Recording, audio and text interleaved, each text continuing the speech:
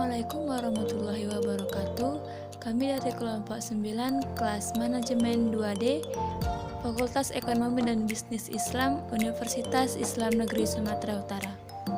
Tujuan kami di sini yaitu untuk memenuhi tugas mata kuliah Ekonomi Mikro yang dipimpin oleh Ibu Manjasari SEM SI. Sebelum memasuki materinya, izinkan saya untuk memperkenalkan anggota-anggota kelompok saya. Yang pertama, Fajran Rahman Barutu, Umi Hairani, Via Al-Yahuda, dan Lenita Selviana. Pasar monopoli dan antitrust. Pengertian pasar monopoli. Pasar monopoli adalah suatu keadaan pasar di mana hanya ada satu kekuatan atau satu penjual yang dapat menguasai seluruh penawaran.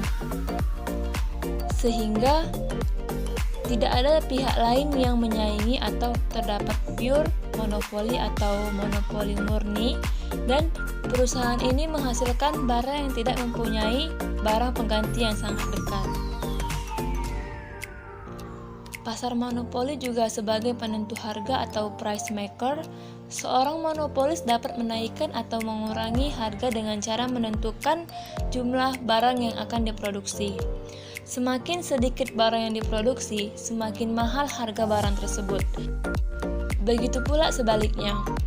Walaupun demikian, penjual juga memiliki suatu keterbatasan dalam penetapan harga. Apabila penetapan harga yang terlalu mahal, maka orang akan menunda pembelian atau berusaha mencari atau membuat barang substitusi atau pengganti produk-produk tersebut, atau mencari yang lebih buruk lagi, mencari di pasar gelap atau black market. Ciri-ciri pasar monopoli. 1. Pasar monopoli adalah industri satu perusahaan. Sifat ini sudah secara jelas dilihat dari definisi monopoli di atas, yaitu hanya ada satu saja perusahaan dalam industri tersebut. Barang atau jasa yang dihasilkannya tidak dapat dibeli dari tempat lain. Para pembeli tidak mempunyai pilihan lain. Kalau mereka menginginkan barang tersebut, maka mereka harus membeli dari perusahaan monopoli tersebut. 2. Tidak mempunyai barang pengganti yang mirip. Barang yang dihasilkan perusahaan tidak monopoli tidak dapat digantikan oleh barang lain yang ada dalam pasar. Barang tersebut merupakan satu-satunya jenis barang yang seperti itu dan tidak terdapat barang mirip yang dapat menggantikan barang tersebut. 3. Tidak terdapat kemungkinan untuk masuk ke dalam industri. Sifat ini merupakan sebab utama yang menimbulkan perusahaan yang mempunyai kekuasaan monopoli. Adanya hambatan kemasukan yang sangat tangguh menghindarkan berlakunya keadaan yang seperti itu. Ada beberapa bentuk hambatan kemasukan dalam pasar monopoli. 4. Ada yang bersifat ilegal, yaitu dibatasi dengan undang-undang. 5. Ada yang bersifat teknologi, yaitu teknologi yang digunakan sangat canggih dan tidak mudah dicontoh. Dan ada pula yang bersifat keuangan, yaitu modal yang diperlukan sangat besar. Macam-macam pasar monopoli. 1. Monopoli by law. Monopoli oleh negara untuk cabang-cabang produksi yang penting bagi negara dan menguasai hajat hidup orang banyak. 2. Monopoli by nature. Monopoli yang lahir dan tumbuh secara alami karena didukung iklim dan lingkungan tertentu. Jenis-jenis monopoli berdasarkan penyebabnya. 1. Monopoli alamiah.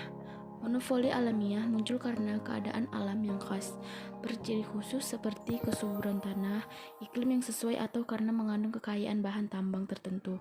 Monopoli alamiah hanya dimiliki oleh daerah-daerah tertentu. Contoh, Bali memiliki monopoli dalam penjualan salak Bali, kemudian Pontianak dengan jeruknya, Malang dengan apelnya, Kalimantan dengan rotannya, Brebes dengan bawang merahnya, Tulanggung dengan mermernya, Martapura dengan intannya, dan lain-lain. Akan tetapi, dengan kemajuan ilmu pengetahuan dan teknologi, monopoli alamiah mulai memudar keunggulannya, karena mulai ada beberapa tanaman dan buahan tertentu yang sudah bisa ditanam di tempat yang bukan asalnya. Kedua, monopoli masyarakat.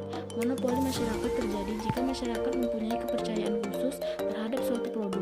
Misalnya, obat batuk merek A mampu menguasai pasar karena masyarakat mempercayai kemanggilan obat batuk tersebut, sehingga mereka tidak mau berpindah ke merek yang lain.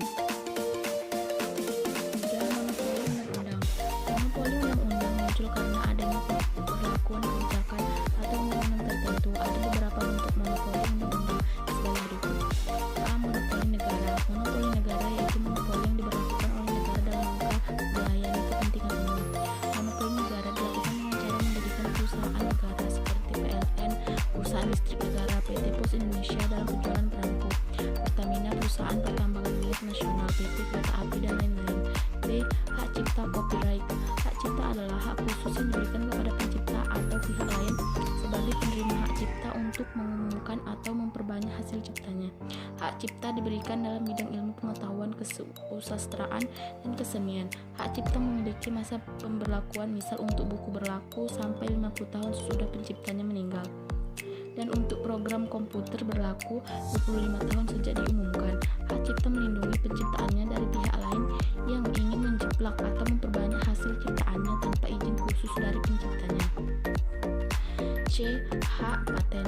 Hak paten adalah hak khusus yang diberikan kepada penemu atau hasil penemuannya di bidang teknologi yang berbentuk proses produksi dan hasil produksi atau penyempurnaan dari keduanya. Hak paten melindungi penemunya dan pihak lain yang ingin menjiplak hasil temuannya, kecuali pihak lain tersebut memiliki izin atau lisensi dari penemuannya. Contoh, hak paten yang dipegang oleh perusahaan Microsoft atas teknologi software komputer. D. Hak merek. Hak merek adalah hak atas tanda atau nama yang diberikan pada barang dan jasa untuk membedakannya dengan produk lain. Merek yang dimiliki suatu perusahaan dan sudah terdaftar di Direktorat Jenderal Paten Merek dan Hak Cipta Departemen Kehakiman tidak boleh ditiru oleh orang lain.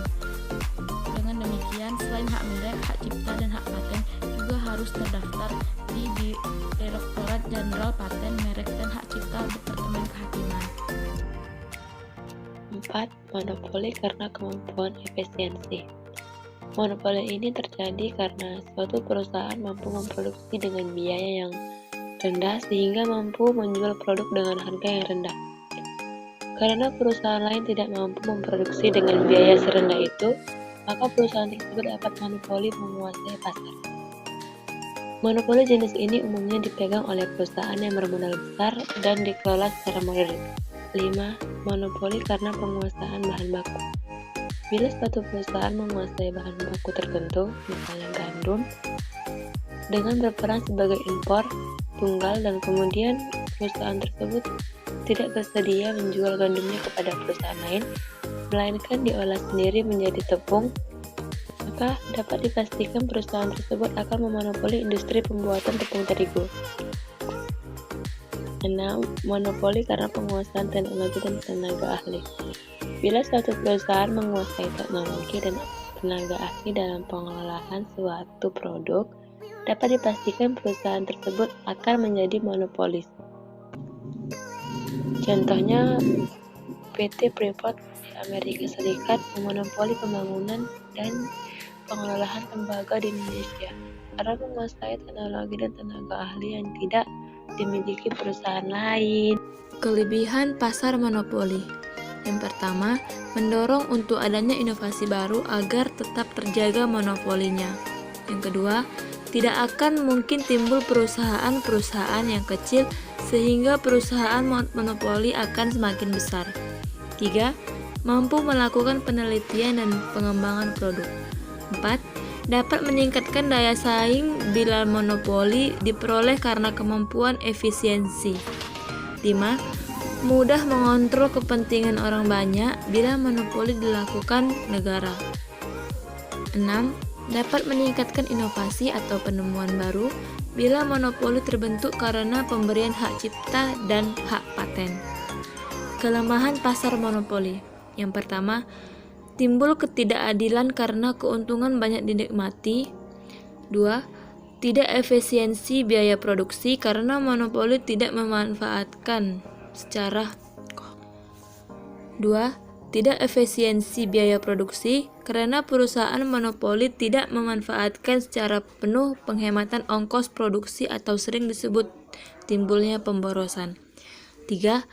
Konsumen merasa berat karena harus membeli barang dengan harga sangat tinggi oleh perusahaan monopoli. 4. Adanya unsur eksploitasi terhadap konsumen dan pemilik faktor-faktor produksi. Contoh-contoh dan penjelasannya. Yang pertama, PT Kereta Api Indonesia atau disebut dengan Persero merupakan badan usaha milik negara BUMN Indonesia yang bergerak di bidang transportasi dan bisnis penunjang lainnya dengan mengutamakan profesionalisme, kinerja dan pelayanan, memberikan kesempatan kepada putra terbaik Indonesia untuk berkarir di PT Kereta Api Indonesia Persero. Yang kedua, perusahaan listrik negara. Perusahaan listrik negara atau nama resminya adalah PT PLN adalah sebuah BUMN yang mengurusi semua aspek kelistrikan yang ada di Indonesia. Direktur utamanya saat ini adalah Zulkifli Jaini. Yang ketiga, Pertamina. Pertamina atau nama resminya PT Pertamina adalah sebuah BUMN yang bertugas mengelola penambangan minyak dan gas bumi di Indonesia. Pertamina masuk urutan ke-112 dalam Fortune Global 500 pada tahun 2013. Sekian presentasi saya. Assalamualaikum warahmatullahi wabarakatuh. Jenis-jenis pasar monopoli yang tidak dilarang. 1. Monopoli belau. Monopoli oleh negara untuk cabang-cabang produksi penting bagi negara dan menguasai hajat hidup orang banyak. Kedua, monopoli by nature. Monopoli yang lahir dan tumbuh secara alamiah karena didukung iklim dan lingkungan tertentu. Ketiga, monopoli by license. Izin penggunaan hak atas kekayaan intelektual. Undang-undang tentang monopoli. Terlepas dari kenyataan bahwa dalam situasi tertentu kita membutuhkan perusahaan besar dengan kekuatan ekonomi yang besar.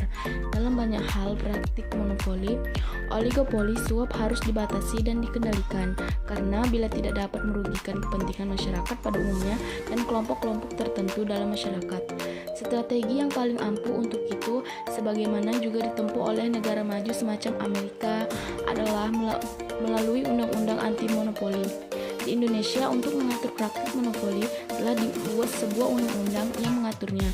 Undang-undang itu adalah Undang-Undang Republik Indonesia Nomor 5 Tahun 1999 tentang larangan praktik monopoli dan persaingan usaha tidak sehat.